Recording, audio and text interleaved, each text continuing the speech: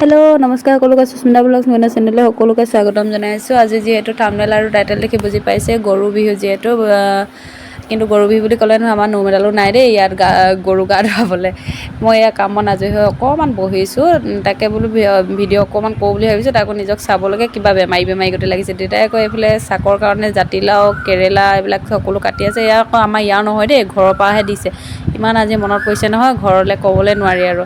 এইফালে ভাইটিয়ে আকৌ গৰুজনী নিছে গা ধুৱাবৰ কাৰণে। আমাৰ আইদেউয়ে আকৌ এইফালে হালধি পিচি আছে। আইদেউ মানে আমাৰ ভাই বোৱাৰীৰ কথা কৈছোঁ দেই, বেলেগ বুলি আকৌ নেভাবিব। তাতে যে গাভৰুতে ইমান গৰু গা চা ধোৱা ফূৰ্তি কৰিছিলোঁ, এতিয়া ফূৰ্তি কৰিবলৈ মানে কি আৰু একো নায়ে, গৰুৱে নাই, কিনো কৰিম আৰু। এইফালে গৰু গা ধুৱাবৰ কাৰণে পাছফালে এৰাল দি আগতে বান্ধি লৈছে দেখিছেনে।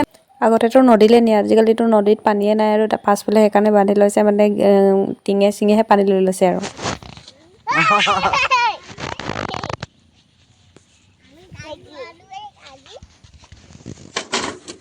ভতিজা ফূৰ্তি দেখিছেনে, গা ধুৱাবলৈ পাই গৰু কি যে ফূৰ্তি।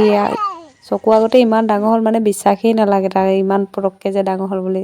গা ধুৱাব পাই বৰ ফূৰ্তি পাইছে।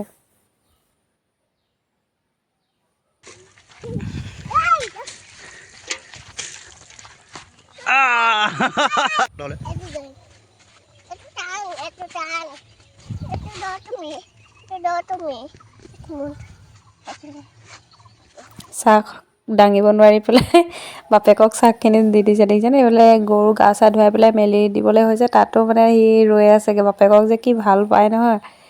চকু আগতে ডাঙৰ হ'ল বিশ্বাসেই নালাগে, মানে সৰু সৰু এই আজি জন্ম হৈছে এনেকুৱাই লাগি থাকে। ইমান চকু আগতে ডাঙৰ হৈছে। গৰুজনী আকৌ আমনি কৰিছে। এইফালে চাহ সলাই আহি তাৰ দেখিছেনে, খোজটো একেবাৰে গপচত খোজ কাঢ়িছে। নাচি নাচি আহিব, কি যে ফূৰ্তি ওলা নহয়।